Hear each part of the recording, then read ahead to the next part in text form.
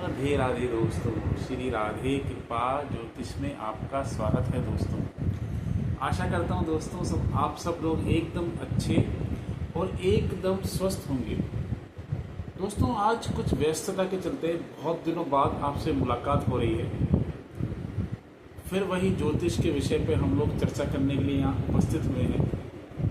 देखिए दोस्तों, हम सब लोग ज्योतिष सीख रहे हैं और ज्योतिष के क्षेत्र में अगर हम कार्य कर रहे हैं, देखिए दोस्तों, हम कोई कंटेंट क्रिएटर नहीं है कि कंटेंट बनाया, अच्छे व्यूज़ आ रहे हैं, अच्छे वो मिल रहे हैं। नहीं, हमारा काम है आपके ज्योतिष के ज्ञान की वृद्धि करना, आपको कुछ ऐसे सूत्र अर्पण करना। जब आप कोई पत्रिका देखें, जब कोई आप कुंडली देखें, तो उस सूत्र से आपको लाभ पहुंचे। अगर वो आप सूत्र पत्रिका के माध्यम से लगाते हैं तो कहीं ना कहीं जब आप कुंडली देखेंगे, जब आप ज्योतिष के क्षेत्र में कार्य करते हैं, तो वो चीज़ आपको, वो सूत्र आपको काम करेंगे, वो सूत्र आपको कार्य करते हुए मिलेंगे। आज जिस विषय पे हम लोग चर्चा करने के लिए उपस्थित हुए हैं वो है जन्म कुंड पत्रिका। जन्म कुंडली देखने का सबसे आसान और सिंपल तरीका मैं आपको बताऊंगा। वीडियो को अंत तक देखना दोस्तों, स्किप मत करना। अगर आप वैदिक ज्योतिष सीख रहे हैं या वैदिक ज्योतिष में कार्य कर रहे हैं तो विषय आपके लिए काफ़ी उपयोगी है। अभी तक आपने चैनल को सब्सक्राइब नहीं किया है तो मेरा आपसे ये निवेदन है, चैनल को सब्सक्राइब कर दें। अगर आपको वीडियो अच्छा लगे तो आप अपने फ्रेंड सर्कल में शेयर कर दें, लाइक कर दें, कमेंट्स कर दें। अगर आपको कोई क्वेश्चन हो तो आप मुझे कमेंट्स बॉक्स में क्वेश्चन आपका लिख के सेंड कर दें, मैं आपका जवाब अवश्य दूंगा। विलंब नहीं करते हैं। आज का जो हमारा विषय है वो है जन्म पत्रिका। जब कोई आपके पास कुंडली आती है, जब कोई आपके पास आप कुंडली देखते हैं तो आप सर्वप्रथम आप उसमें क्या देखते हैं, ये सबसे बड़ा अहम सवाल है। और क्या देखना चाहिए ये मैं आपको आज बताऊंगा। जब कोई व्यक्ति आपके सामने आके उपस्थित हुआ है, बैठा है, और वो आपसे कोई सवाल नहीं कर रहा है, सिर्फ आपने उसकी लगन कुंडली ओपन कर ली, लगन कुंडली आप उसकी देख रहे हैं, तो सर्वप्रथम आपको क्या देखना है ये मैं आज आपको बताने वाला हूँ। देखिए दोस्तों, ये है हमारी लगन कुंडली। ये आप सबको पता होगा, ये लगन है। एंटी क्लॉकवाइज हम लोग इस भावों की जो संज्ञा है एंटी क्लॉकवाइज है। ये फर्स्ट आपका प्रथम भाव है, ये द्वितीय है, तृतीय, ये चतुर्थ, ये पंचम, ये षष्ठेश, ये सप्तमेश, ये अष्टमेश, ये नवम, ये दशमेश, ये एकादशेश और ये द्वादशेश। एंटी क्लॉकवाइज कुंडली में आपको पता है 12 भाव होते हैं, 12 राशियां होती हैं और 9 ग्रह होते हैं।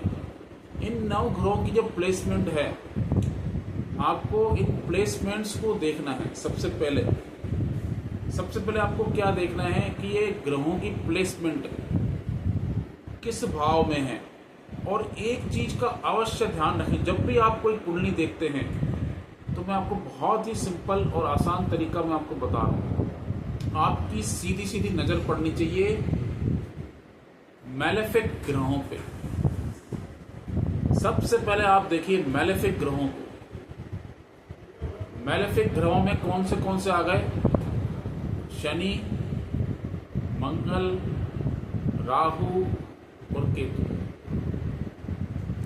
इन 4 ग्रहों को आपको देखना है कि इनकी प्लेसमेंट कहाँ है, इनकी उपस्थिति कहाँ है।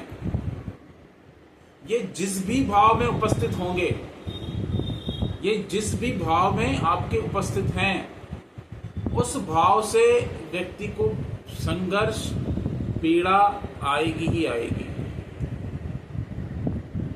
ये पत्रिका देखने का सबसे आपको मैं आसान तरीका बता रहा हूं। जब भी आप कोई कुंडली देखते हैं तो सर्वप्रथम आपकी जो नजर जानी चाहिए वो इन 4 ग्रहों के ऊपर जानी चाहिए कि इनकी प्लेसमेंट कहाँ है। ये कौन से भाव से अपना संबंध बना रहे हैं। ठीक है, ये पहला सूत्र। दूसरा सूत्र है दोस्तों, लगन से, आपको लगन से कंसीडर करना है। लगन से तृतीय भाव में, लगन से षष्ठेश में, लगन से एकादशेश में कौन से ग्रह बैठे हुए हैं। ध्यान से सुनना दोस्तों, लगन से थर्ड हाउस, लगन से सिक्स्थ हाउस, लगन से 11th हाउस, इनमें किन ग्रहों की उपस्थिति है। ठीक है, उसके बाद आपको चेक करना है केंद्र के भाव। केंद्र के भाव में कौन से भाव हो गए। देखिए, प्रथम भाव को जो पहला हाउस होता है उसको हम लोग, आपको केंद्र में भी हम लोग कंसिडर करते हैं और त्रिकोण में भी हम लोग कंसिडर करते हैं। तो केंद्र में किन ग्रहों की प्लेसमेंट है और केंद्र के भावों का संबंध कौन से भाव से है। ठीक है, केंद्र में कौन से भाव आ गए, चतुर्थ भाव, सप्तम भाव और दशमेश। इनमें किन ग्रहों की प्लेसमेंट है और इनका संबंध कौन से भावों से है। ये सिंपल तरीका है। उसके बाद आपको चेक करना है त्रिकोण के भाव। त्रिकोण के भाव कौन कौन से हैं। प्रथम भाव 1, 5, 9, ये त्रिकोण हो गया। और सबसे पहले आपको ये भी चेक करना है कि आपके लग्नेश की उपस्थिति कहां है। लगन लॉर्ड, लगन लॉर्ड किस राशि में बैठा है। लगन लॉर्ड किस राशि में बैठा है और किस भाव में बैठा है, ये बहुत महत्वपूर्ण है। लगन लॉर्ड किस भाव में बैठा है और किस राशि में बैठा है। अभी हम सिर्फ लगन कुंडली पे बात कर रहे हैं, आज सिर्फ लगन कुंडली पे बात करेंगे। उसके बाद चंद्र कुंडली, भाव चलित और आपका नवांश कुंडली पे भी हम लोग बात करने वाले हैं। पहले हम लगन कुंडली पे बात करेंगे। लगन कुंडली को देखना क्या है, 4 ग्रहों को देखना है। उसके बाद मैंने आपको बता दिया तीसरा घर, छठा घर, 11वां घर, इन भावों का संबंध किन ग्रहों से बन रहा है। उसके बाद केंद्र में जो ग्रह हैं, केंद्र के जो भाव हैं, उसमें कौन से ग्रहों की प्लेसमेंट है और उन भावों का संबंध कहीं 6, 8, 12 से तो नहीं बन रहा, कहीं 3, 6, 11 से तो नहीं बन रहा। ये आपको चेक करना जरूरी है। उसके बाद आपको क्या चेक करना है, उसके बाद चेक करना है आपको छठा घर, 8वां घर और 12वां घर, इसमें कौन से ग्रहों की प्लेसमेंट है, इसमें कौन से ग्रह बैठे हुए हैं। क्या इनका संबंध त्रिकोण के भावों से है, क्या इनका संबंध केंद्र के भाव से है, ये आपको चेक करना बहुत जरूरी है। ठीक है, यहां तक आपको बात समझ में आई होगी। ठीक है, लग्नेश चेक करिए कौन से भाव में है और लग्नेश किस राशि में है। क्या वो राशि चर है, क्या वो राशि स्थिर है, क्या वो राशि द्विस्वभाव है। इसके अकॉर्डिंग ही आपका बिहेवियर, आपका नेचर, आपकी कार्यप्रणाली इसके अकॉर्डिंग ही पता चलेगी। चर राशि में है, क्या वो स्थिर राशि में है, क्या वो द्विस्वभाव राशि में है आपका लग्नेश। ठीक है, ये आप बहुत महत्वपूर्ण है, राशि चेक करना बहुत जरूरी होता है। उसके बाद आप चेक करना है कि आपके छठे घर में, 8वें घर में, 12वें घर में कौन से ग्रह हैं और इन जो इनके लॉर्ड है, छठे 6th लॉर्ड, 8th लॉर्ड और 12th लॉर्ड, इनकी प्लेसमेंट कहाँ है, ये किन भावों से संबंध बना रहे हैं। ये जिन भी भावों से संबंध बनाएंगे, अगर ये त्रिकोण के भाव से संबंध बना रहे हैं, अगर ये केंद्र के भाव से संबंध बना रहे हैं, तो आपको प्रॉब्लम्स, पीड़ा आएगी ही आएगी, परेशानी आएगी ही आएगी। इसमें मैं एक चीज और जोड़ दूं, देश काल परिस्थिति के अकॉर्डिंग आप कुंडली चेक करना, क्योंकि अभी का जो टाइम है वो बहुत ही डिजिटल है, AI फॉर्म है, तो उसके अकॉर्डिंग आपको पत्रिका देखनी होगी। मैं आपको बता देता हूं, पराशर ऋषि ने तीसरे घर को, छठे घर को और 11वें घर को छठे घर को, आठवें घर को और 12वें घर को खराब बताया है। ये अच्छे नहीं बताया। लगन से तीसरा घर, लगन से छठा घर, लगन से 11वां घर, लगन से छठा घर, लगन से अष्टमेश और लगन से द्वादशेश, ये खराब बताए गए। लेकिन आज की जो विपरीत परिस्थितियां हैं, ये विपरीत परिस्थितियों में ये भाव आपको बहुत अच्छा रिजल्ट देने वाले हैं। ये खराब भाव नहीं है, ये आज की परिस्थिति के सबसे उपयोगी और सबसे महत्वपूर्ण भाव हैं। ये त्रिक भाव से भी महत्वपूर्ण भाव हैं, लेकिन परिस्थिति के अकॉर्डिंग ये बदल जाते हैं। देश काल परिस्थिति के अकॉर्डिंग ये राजयोग में तब्दील हो जाते हैं। इनसे डरना नहीं है। छठा घर आपका बहुत अच्छा होगा तो आपको बहुत अच्छा लॉयर बनाएगा, बहुत अच्छा डॉक्टर बनाएगा, बहुत अच्छा कंसल्टेंट बनाएगा। 8वां घर अच्छा होगा तो आपको बिना मांगे वो सब कुछ मिल जाएगा, बिना मेहनत के आपको सब कुछ मिल जाएगा।